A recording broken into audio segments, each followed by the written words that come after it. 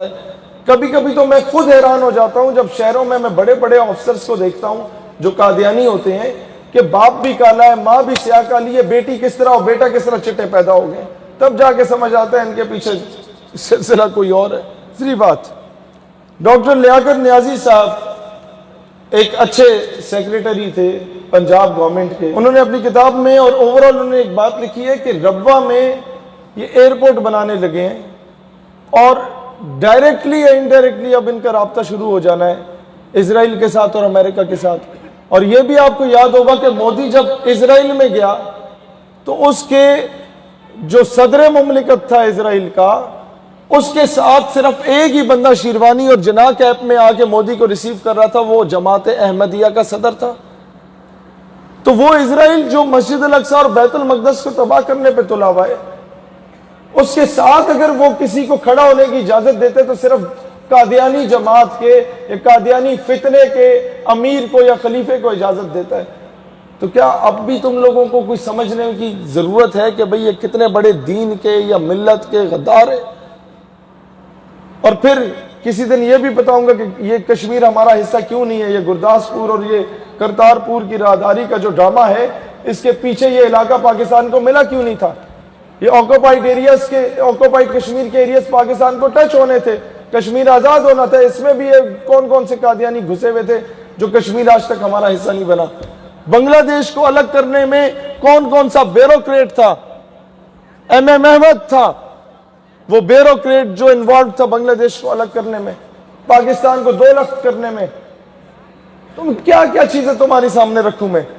اچھا جی، 1 لاکھ روپے کی زمین 20 لاکھ میں خریدی گئی آپ کے یہ ربوے چناب نگر کے ایریا میں، اور یہ ابھی سرگودے تک یہ ساری صورتحال جاری ہے۔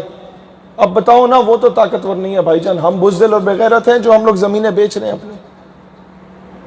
فلسطین میں بھی یہی ہوا، عرب ریاستوں کے بڑے بڑے شیخوں کو خریدا گیا عورت اور شراب پہ، قادیانی نے بھی یہی کام کرنا شروع کر دیا۔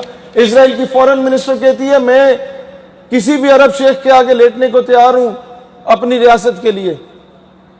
قادیانی بھی یہی کام کر رہے ہیں، ان کے بڑے بڑے مربی جو ہیں ان کو کوئی مسئلہ ہی نہیں ہے اپنی بیٹیاں پیش کرنے کے لیے، لیکن مسئلہ یہ ہے کہ تم لوگوں کو بھی دنیا میں صرف وہی 3rd کلاس عورتیں ہی ملی تھیں۔ سوال یہ ہے کہ موقع دیتے ہو تو وہ لوگ آپ کے بیچ میں گھستے ہیں۔ یہاں پر ایک جوان مسلمان ہوئے، ان کا نام ہے فہد نعمان، اس نے کہا بیان آیا کہ جی ربوہ دوسری ہیرا منڈی ہے، اور اس نے یہاں پر آ کے گواہی دی تھی آپ کے ہی جلسوں میں کہ کئی مربی ایسے ہیں جو اپنی ہی ماں بہن کے ساتھ منہ کالا کر رہے ہوتے ہیں۔ دوستان ذی وقار، یہ چیزیں آج کے نوجوانوں کو بتاؤ جو ان کے لیے ایک سافٹ کارنر رکھنا شروع ہو گئے ہیں۔ جی آر اوان، جن کے والد یہاں پر آفیسر تھے آپ کے ربوہ میں، اس نے لکھا، اس نے پوری بک لکھی احمقوں کی جنت، اور پورا ایک میکنزم آپ کے سامنے رکھا گیا کہ جناب کس طریقے سے عورتوں کو سپلائی کیا جاتا ہے، کس طریقے سے وہ خوبصورت عورت کے ساتھ شادی کرا کے آپ کو امریکہ کا ویزا ملتا ہے۔ شفیق مرزا سابق قادیانی شہر صدوم اپنی کتاب لکھتا ہے کہ پورے زناکاروں کی بستی ہے یہ، اور مرزا بشیر الدین جو دوسرا خلیفہ تھا مرزا قادیانی کا، اس نے اپنی ہی بیٹی کے ساتھ یہ غلط کاریاں کی۔ میں تو یہ بھی مطالبہ کرتا ہوں کہ مرزا قادیانی کی پوتی کو انصاف ملنا چاہیے بیچاری۔ مطلب یہ ایسے گھٹیا قسم کے لوگ ہیں کہ انہوں نے اپنی بیٹیوں کو نہیں بخشا۔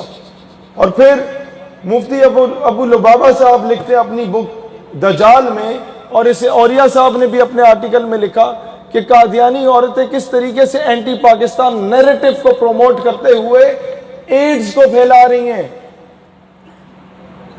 اب ایک بندہ بیچارہ 40,000 میں رات گزارنے جاتا ہے، اس کو مفت میں ایک عورت مل رہی ہے، ظاہری سی بات ہے اس طرح کا کوئی 3rd کلاس آدمی اسے تو مفت میں مل رہی ہے، وہ تو اپنی قسمت آزمائی کرے گا۔